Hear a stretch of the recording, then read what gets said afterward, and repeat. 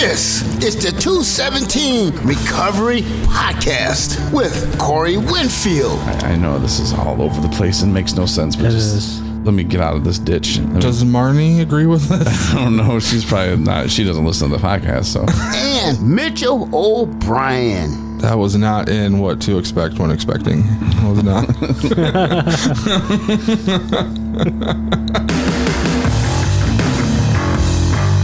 It is the 27th of December, 2023.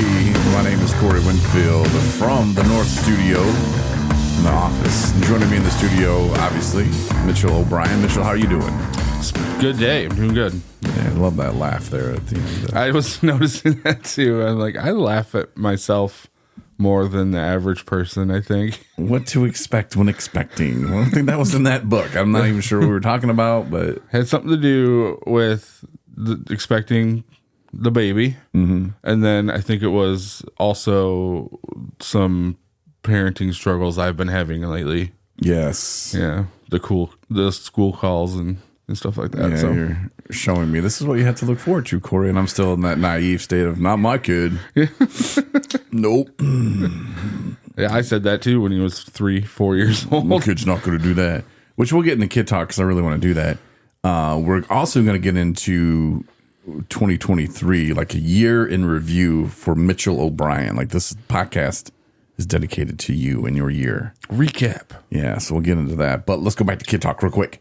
Yeah. So I was down with my family, and I remember when my sister, she's the one that started having kids first, and she's the youngest. And it went in reverse order. Then my younger brother, who is second from the youngest, and then me now having one. Now it just follows, you know, the whole pattern. And of course, I have an older brother who doesn't have chitlins. But when my sister had her boy, she had a boy, and then like 3 years later, she had twin boys. So they were hellions. Mm-hmm. And you'd show up at an event or at a family thing and just screaming, kids running everywhere. And then my brother had his daughter, his first one. And he was just like, my kids aren't ever going to act like that. They're not going to be running around, and I don't care what, blah, blah, blah. Well, now the twins, my sisters, boys, they're 8 now. And the other one's like, I don't know, 12. So they're calm, they're chill. And it's my brother's daughters that show up, and it's not just like, it's this high-pitched squeal. It's more of a frequency than a sound. God. And it's still the running around a little bit. Maybe not as violent or vicious as the boys, but the squealing and the screaming. And yeah, Travis, you let them turn out just like it, if not worse, because the squealing is worse, I think. Uh-huh. But it's funny because even the boys, like when Travis, he was the last one to arrive at the, I don't know, 5th or 8th Christmas holiday event I had to go to, the boys were like, oh, it's going to get loud in here. I'm like, what? And they're like, oh, the cousins are here. I was like, oh, okay. That's how you do it now, huh? Like you were the ones before. Mm-hmm. Now you guys are so mature. I got really lucky. Well, in retrospect, looking at the entire spectrum of my son's life for the 14 years he's been here. Early years, very, very lucky. He wasn't he didn't scream kid. He slept a lot. He slept when I did, which was great. You know, that was really awesome. And when other kids got around him that were like, wah, he'd always be like looking at me like, what is their problem? Yeah. And he's like 2-3 years old, looking at me like, Dad, I don't want to be here. This is crazy. Now, do you think it was easier because you just have one kid? You know, he doesn't have trouble. You have the angel and the devil on your own shoulder, but you don't have it on your brothers or your sisters or the 3 brothers or 4. It seems like there's like, that's my toy. You avoided a lot of that. Yeah. And Dad, my son was kind of raised by wolves. So I was trying to work a lot, and I was struggling with addiction and all of that. So my family was really big with raising him. Gotcha. And my brothers were pretty, like my youngest brother's 10 years younger than me. So when my son was born, my youngest brother was 12. So he spent a lot of time with them. And it was actually a little bit of an issue when he got into kindergarten. Is he trying to eat quail and stuff? Like rip heads off of birds? They weren't there yet. Okay. That's the brother, though, the one that kills animals. No, birds. he's 32. Oh, that's a different brother. Yeah, if I'm the youngest. Which one loves ducks? That's not the youngest. The quail. That's not the youngest. Oh. So the one who rips heads off of quails and He's eats the them, next one under me. I'm the oldest. that's the one I've met. Yes. And he's the one that does the podcast with you. Yes. And then my next one down with the son who's expecting twins soon. Yay. He's stopped in here a couple times. I don't know if you've met him, but he has stopped in to say hi a couple times. They live like right over there. Oh, nice. Yeah. By the door. The youngest has never been here. Yeah. So, but there was some good things and some bad things, with probably the youngest brother and helping him and being around. And well, it's kind of all of them because they all lived at home. And when my son's mother and I split up, we went back home because it was easy because it was free childcare was a big, it was real nice. And so he was just kind of raised up around these teenagers, and they were all teenage boys. So it was a little, roughhousing and all of that. But so they weren't screaming and squealing and making a ton of noise. or like breaking windows and shooting people with BB guns. And That was when we were kids. got kicked in the nuts. He got into around other little kids, and he wasn't really used to it. So he was a little bit rougher, and he's always been like tall and big for his age. So he's a kindergartner, but he's the size of a second grader almost. And he just there were some like roughhousing issues, and it was always like I get told picking him up from school at the end of the day. Well, he hurt so and so, but we know it was an accident because so we had to kind of work with that. But he was quiet. He never dropped this on you. I almost got beat up by this kid for snoring, but I was like 4 times his size. So, I mean, he might be working into that soon because I'm pretty sure he's taller than me now. He's going to be 14 in less than a month. And he is at least as tall as I am. I think he just broke the height. So it's kind of crazy because I don't think I feel like I wasn't that tall when I was 13. I really don't. And some parents train them up to be athletes. You're not doing that. No, I had fun with sports when I was a kid, but I didn't really even play much for like kids play school sports. Some of my brothers did. They liked soccer and football. I didn't have the opportunity to play football. I tried to do basketball with some school groups, but I just, played baseball and basketball and football with like the neighborhood kids. And he just hates it. He doesn't want anything to do with any of that. He doesn't want to help the school make money. No, not at all. Not his broken leg. He is trying to be, he is trying to be, I can't remember the name of it. It's an elective class where they do like media production, and it's kind of like a newspaper, like an electronic newspaper. And then they do little news articles where there's an anchor and stuff. So he's in that class. He's enjoying it. So okay, and you said he wants to do, or maybe he told me, but one of you told me that he wants to do like music producing and stuff like that. That's very cool.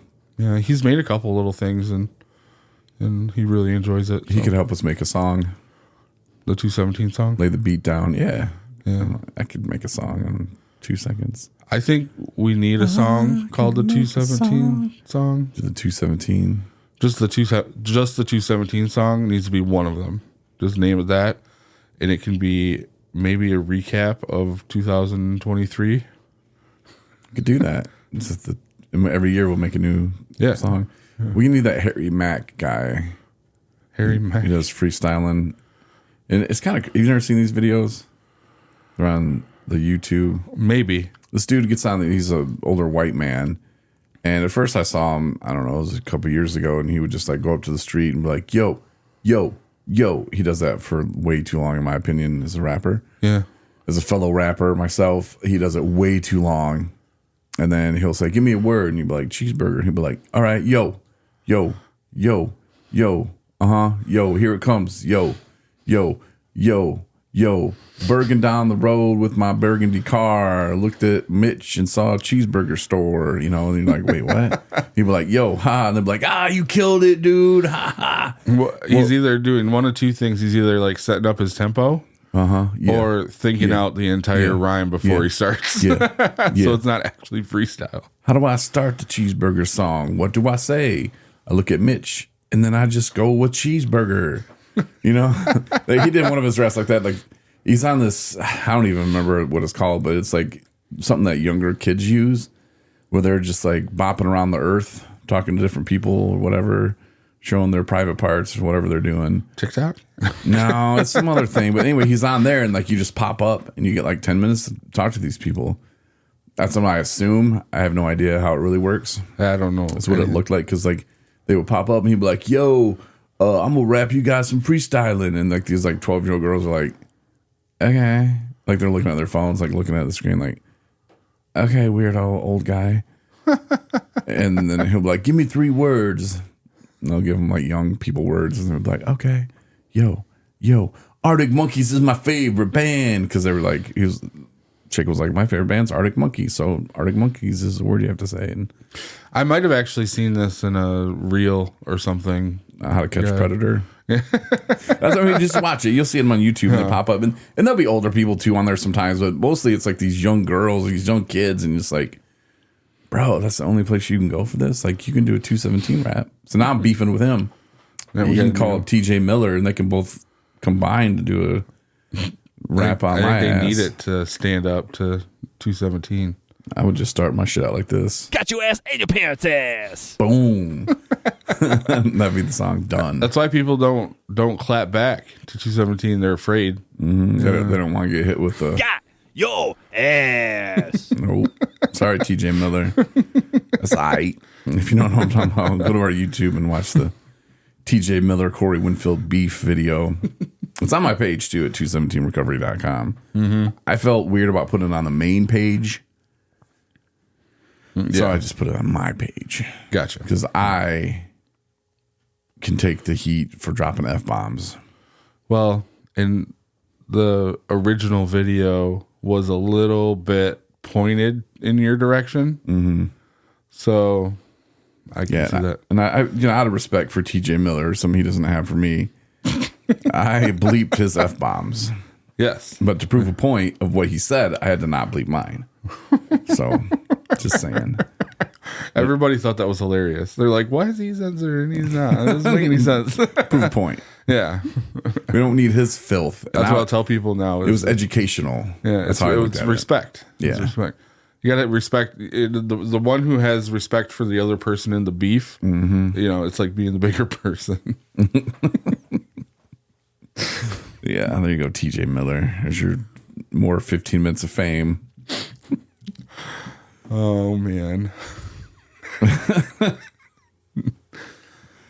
Yeah. Anyway, let's move on as we talked about children and beefing. Yes. Let's talk about your year in 2023. This is something that I think we did the first year in our podcast where we looked back at our top 5 moments and our bottom 5 moments, but I didn't really want to focus too much on our bottom 5 moments, and I figured we'd keep it positive. So let's go from the bottom to the top. And at number 5, what is your best moment from 2023? So I wrote them down in the order they happened throughout the year. Okay, so not necessarily the top 5, bottom 5. Yeah, I kind of I went with like what happened earlier in the year, and then to now. That's the beauty of a podcast is we can just sort them out. So go ahead and number them. I like how I think you're gonna have fun sorting this out. But the first one that I wrote down was my car loan. And some people are going to be like, what? But, being in recovery, there's a lot of things that you can't do because of how you've messed up your life. Oh, yeah. There's a lot of people that can relate to that being early in recovery. Credit is shot. To think car loan, who's going to loan me any money? That's exactly how I felt, too. And despite having car problems today, it's been a nice car for about a year. Got your ass. Yeah. It was about March, and that was when I was really starting to come out public with my recovery. And I got the car loan, and it was just this big deal. Like, it was a nicer car than I thought I could get. It was more money than I thought I could get. I thought it was going to take a long time for me to get any kind of loan like that. And so it was really neat, and it was a milestone for me, and it felt really good. Yeah, it's just that would have capped it off as one of the first ones that happened this year for me, really, which then was very close to my number 2. All right. My number 2 involves you. Oh. And I kind of sorted a couple in here, but it was right after that was when, we had met as like clerk customer relation before that, but it's when we actually like spoke about stuff was right after that. And so my next one that I wrote down was meeting you, getting you associated with 217 recovery. We started doing, you brought me to can I say that? Yeah. Okay. Dukoski. Yeah. Sure. And then like actually starting having a career in recovery. And it was like, I feel a little weird saying coming out so much, but it's hard for a lot of people to, a lot of people are still like, oh, I'm not tell nobody. And you don't have to, but damn, it feels good to just get it out there and like to not be ashamed or afraid of what people are going to think and just be like, hey, I'm in recovery. I'm not telling you I'm an addict. I'm not telling you that I did this or that. I'm telling you today I'm clean and I'm good. Like there's nothing wrong with that. Well, I had just gotten out of most of the year before. I was in a relationship where I wasn't allowed to talk about it. I wasn't allowed. She didn't let me. It was all, she was big on the stigma. And I couldn't talk about it with that side of the family. She didn't want me to talk about it with the public. Like, she just kind of drilled into me how bad it was that I had been, and an alcoholic, and struggled with addiction. So that was like right at the end of the year that really kind of all just, I finally got away from that. So the beginning of the year, I had taken little baby steps out of that, like hiding. Yeah. And so then when I met you and started to hang around 217 and did a little bit of volunteering and stuff like that, and then ended up working here, like it was kind of crazy because it was like walking out into the light, like in that Twilight movie, and he's sparkling. I don't know if I've seen that movie, but I think I was forced to by an ex-girlfriend. But anyway, man, this that's a whole nother podcast. Yeah, right there, I know. Whole nother one. Well, it's gonna come full circle if you could see my list here. But the car, meeting me / working for 217 recovery, kind of the same thing. Yeah. And then what's next? The next one I put was my C-car training, because it put more purpose behind what I was doing here. And I could call myself a CPRC. And when I talk to people, it's not like I told people, well, I'm a CPRC. It's not that full of myself. But in the back of my head, it helped me go, like, I know this stuff. Gave me confidence. So that was another like door opening event for me, and it was a big one throughout the in the year. And what that means, in case you don't know, a certified peer recovery coach. Yes. So you took the training, you got the certificate, you're good to go. Mm-hmm. Well, and that was another one through C-car. Yeah, and then the state, in order to get paid off some grants, you got to be certified through the state, which I've been trying to for a while, and they told me no. But now that I actually get to take it in February. So yeah. Looking forward to that, and you'll hopefully know soon when you'll be taking that. So that's number 3. Mm-hmm. What's the fourth thing? The fourth thing was something that happened, I would say more recently, within the last month or two. And I really had a moment where I reflected on the year. So I sat down and I was just thinking about what had happened throughout the year. And, I've made some mistakes and made some dumb decisions, but relationship. No, not yet. You're going to want to keep that one available, though, just so you know. I was born with mine, but I'm not going to identify it now. Drop happy, sorry. Yeah, that's right. So, no, I had a kind of a moment or like a series of moments or like a time where I was really reflecting on how my life was different. Because from early March until now, my life looks almost it's just completely different. Almost irrecognizable. Is that a word? Yeah, I mean, I can see what you're saying because your car was new. It ran. I know it's messy. It doesn't. I mean, it runs, but you gotta get some fix. Yeah. I'm working on the messy kind of. I'm gonna pay you to do that. Like you're just gonna be sitting up front one day. I'm like, Mitch, go clean out your car. I'm like, wait, what? What am I gonna do with all? I need all three of those different hammers. that is true. If you ever need something, Mitch is like, I got one in a car. Like, what is it? We heard vinegar. I have some of that in my car. Like you guys both looked at me. Why? Of course you do. Why wouldn't you have that in your car? It was the same day. And you guys asked for something else. I couldn't remember what it was. I was like, I have some of that in my car. And then just the other day with the hammer, I was like, do you want a ball peen hammer, chisel head hammer, or... We're going to need a nail, too. You got one of those? And I did, but they're huge. Yeah. We were just hanging the on-air light, the office, and it's like, yeah, we need a hammer. I have choices. My God. All right. So anyway, on with the list.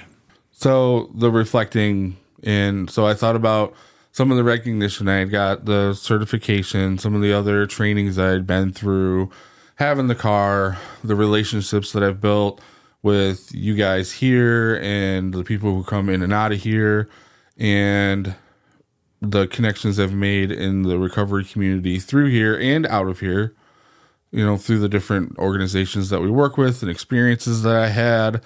And it was a feel good, like purpose moment. Like it just was like, wow, like this is way, way better.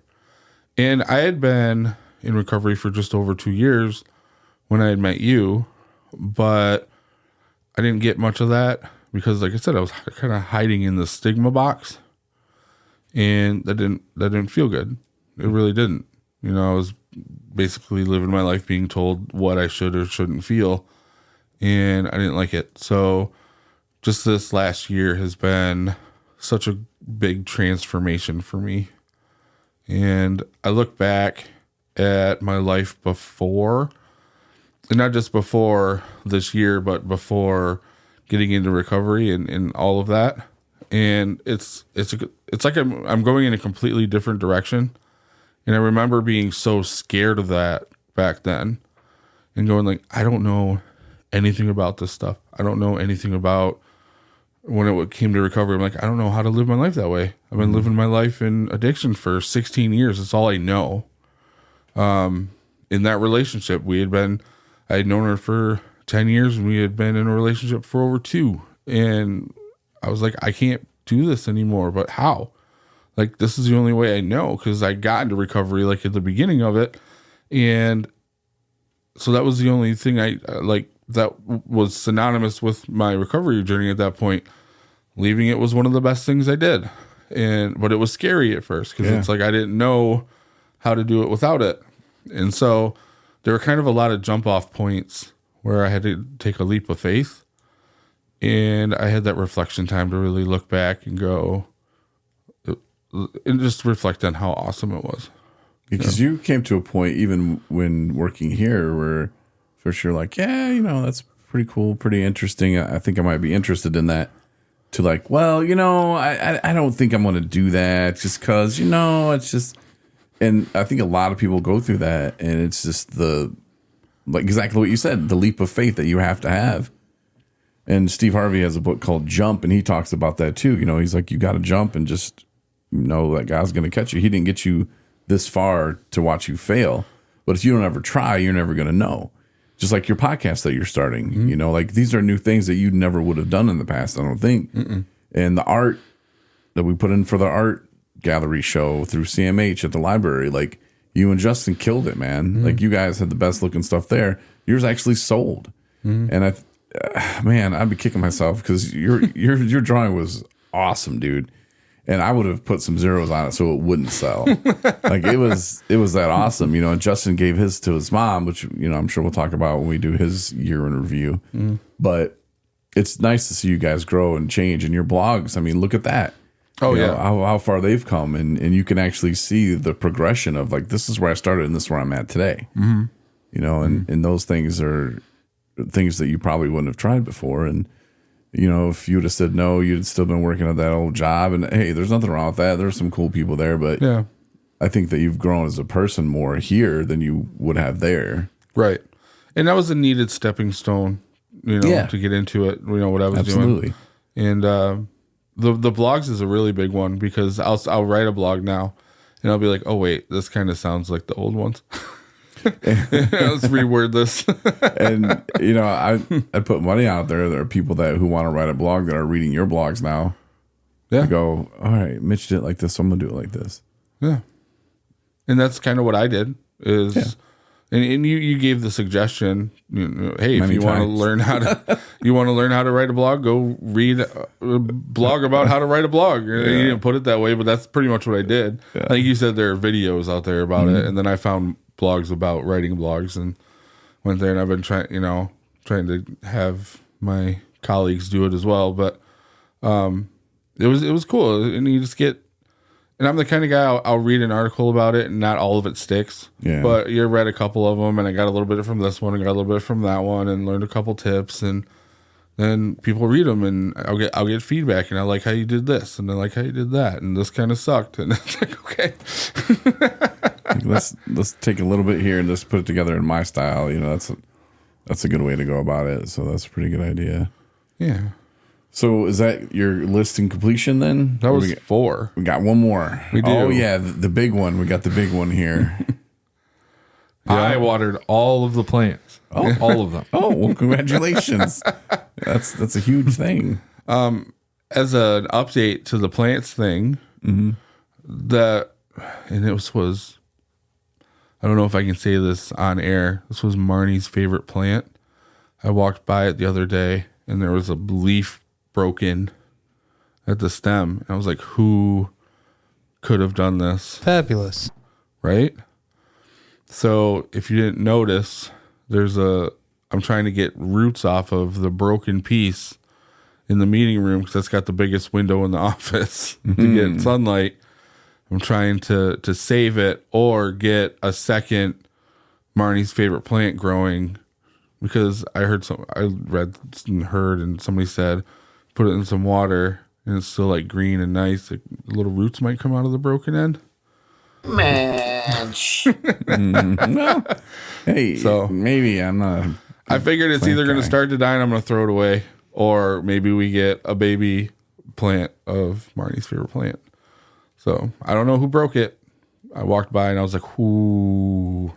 So that was your favorite moment of 2023? No, that was an update on the drop that you played. Oh, yeah. I was really confused. I You played the distracted me It's with been kind your, of hard trying to find a 19, 20-year-old. and I didn't. I found a 29-year-old. Got your ass and your parents' ass. I so number 5. Moving on. drop. You got her parents' ass? I'm so confused. I've been to that part of the internet. I don't want to go back. I thought you were playing another one. He's just much repping yourself over the board. Waiting. Yeah, just waiting. Oh, which one? No, the number 5, and it's because, like I said, I did them in kind of the error of the Timeline order. Yeah, I the don't know. There's a timeline. better The word for it. order. Yeah, I can't think of it off the top of my head. But Order of occurrence. yeah. So number 5 would be, and there's an explanation from the beginning on this whole thing, but getting a girlfriend and having a relationship. That's something that happened very recently. Nice. Changed my mind on that job. That was not gonna work. So that's cool. So you've been in a relationship for a couple days now, a couple weeks. It's been a couple days. 2 days. 2 days before Christmas. 2 days before Christmas. So that could either be a good thing or bad. Or is that when you like looked at each other and were like, "Are we in a relationship?" Kind of. Yeah. The story is we were going to see. She was going to meet my mom, and I was like, "How do I introduce you?" And I was like, "Girlfriend?" And she goes, "Yeah." I was like, "We're good, cool. There we go." It wasn't very romantic. You weren't like looking at each other's eyes, and you're just like, "I gotta make out with you right now.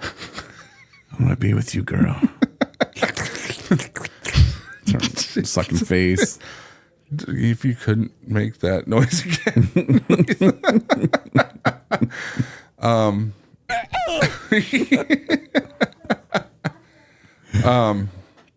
No, but that's actually it's a bigger deal for me than, I mean, I guess being in a relationship is a big deal altogether. But my last relationship it wasn't great. It had to end for just big reasons, and I spent pretty much an entire year and I did the whole, at the beginning, I'm like, I'm going to work on myself. And I think that's pretty common. People say that. But I did. I took the whole year, and I started to put myself out there in the last month or two, and met somebody, and it's progressed, and it's good. I like it. So I put that in there because, this could be if everything goes the way it's planned, be a life-changing thing, because I'm just not in it for that hit it and quit it. I come right in. I'm very sneaky about it. You'll be talking to someone, and I'll just come in and sit at my desk and just bust one out real quick. I should do that anymore. Thanks, Justin. And yeah, Justin. But you're in it for the long haul, and you could have children with this woman, right? Well, and so I have a children, and she has actual children, 2 of them, but we have spoken about it, and so that is a possibility. Are they around the same age, the children's? No. So my son, he'll be 14 next year. She has a 7 and a 3-year-old. So, it won't be much of a difference. Babysitter. Yeah, right? That's what's up. I don't know if I can trust him with a human life. Sure, whatever you want. Go outside, sure. Are you bleeding? And go. Okay. There's an app for that, I think. I'm working on my beats for my new 217 recovery song. I got to get it done by tomorrow. Walk out, he's locked in a room. He's playing Grand Theft Auto or something. I don't know. I didn't do nothing wrong. You didn't do anything right either. How was I to know? She said she wanted to play in traffic. I said, sounds interesting. I didn't know she was going to go do it. She said she wanted to. She didn't say she was going to. My dad used to tell us, go play in traffic when he was watching us. And we were like, Dad, we're bored. Like, go play in traffic. And I think he was joking, but I don't know. We started, the phones ringing. People are coming in. We got the art meeting about to kick off here. And yeah. The phone was ringing too. And you probably, I don't know if people could hear that on the podcast, but then Kim comes to the door and she's like, can I answer it? Can I answer it? She asks every single time she's here, which is a lot. She likes to hang out here, and we love her. But every single time the phone rings when she's here, she asks if she can answer it. Yeah. And so I gave her that, yeah, go ahead. Because she was like, can I answer it? Oh. I was like, yeah, go ahead. So who knows what happened. Hopefully it was for Mark or Elder or whatever her name is, or his name. I can't even remember their names offhand, but yeah, the last there. One. Yeah. No, Sue's dead. She's not here no more. That's how we got this number. You're like, Susan's a mouse, man. It's not how'd you dead. get her name? She can't come to the phone. It's a little heavy. It's so heavy for her. Heavy. Yeah. Well, that's a pretty cool memory lane to go down, and it's obviously the new year's right around the corner, and the goals that you can set for yourself for the new year. So when we do this podcast next year, we can go over like, hey, did you make it there? And like, it's just interesting to look back at some of the things that you do, and sometimes we get wrapped up in what we're doing every day, and sometimes it seems monotonous, sometimes it seems overwhelming. but to look back and go, look, not every day went my way, but look how far I've came. Like that's a real confidence booster. Mm-hmm. Because if I'd have met you when I met you and we were talking about cameras and this videos I like to do, if I'd have been like, here's what you're going to be doing in a year, Mitch. You'd have been like, what? Like, I'm gonna know how to use Photoshop and doing my own podcast, and it blew my mind when you told me about the podcast and I was listening to it and stuff. And my podcast isn't up to what you've been doing it for a really long time and really good at it. And I appreciate all the guidance that you've given me. But to say that I was going to start my own and then just some of the other stuff that I've learned, I always wondered how these Photoshop people did stuff. And now I'm doing it, and I'm doing it for the recovery community, and some of it's silly and some of it's for media production stuff, and I get to do some for my podcast and the meetings that I do, and it's just super fun. And throw in that I was gonna be sitting there having fun working with AI stuff. Like people are gonna be listening, like, recovery and AI, what? Yeah. Like it jumps in there, like, I don't know, it and it's awesome. So no, I wouldn't have.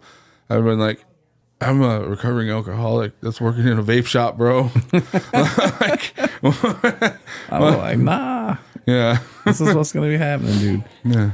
And yeah, it's interesting to take a look back sometimes and to see where we've come and, kind of pat ourselves on the back. And yeah, not every decision we've made along the way has been right, but we're at least doing things to better ourselves. And, that's where you can, like I said, pat yourself on the back because people tell you not to. And I say, do it. If you can realize the old me would not have done this stuff. Not at all, or attempted it. Yeah. So pat yourself on the back and you're at least going in the right direction, at least a direction, and sometimes that's better than zero direction or back to the past, doing the same stuff we've done before. We see that from time to time, and yeah, it's good to be trying to point upwards, Yeah. So for sure. Well, thanks for sitting in and reliving your year with us, Mitch. I do appreciate that. And we'll have Justin and Adam on, and I got to try to get Marnie on somehow. You're going to have to trap her in the East Studio.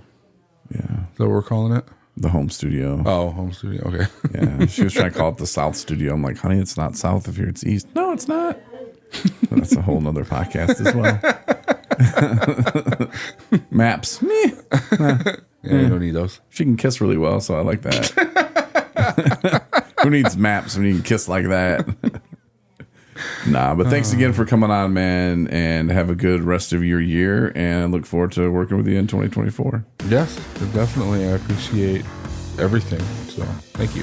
Thanks for listening to the 217 Recovery Podcast. For more episodes plus bonus features, download the 217 Recovery app and support recovery by rating us in the App Store.